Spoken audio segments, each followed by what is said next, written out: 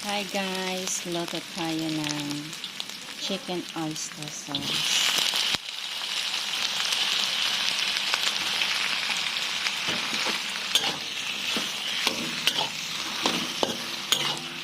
Ganito ako magluto ng chicken oyster sauce. Ngayon i-add natin yung ating potato, patatas. Ayan.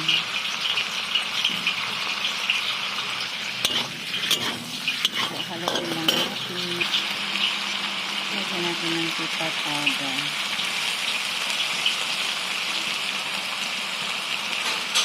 Saka magic syrup. Magic syrup. Thanks for watching everyone. Okay guys, ngayon naman lalagyan na natin siya ng oyster sauce.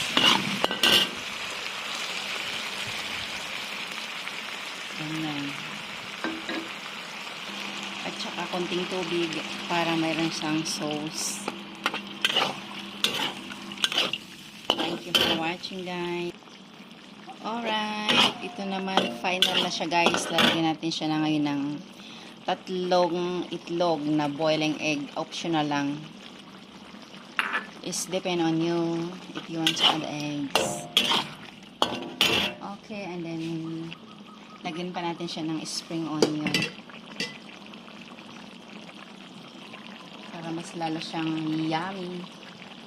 Yummy. Okay, thank you for watching or eating my oyster chicken.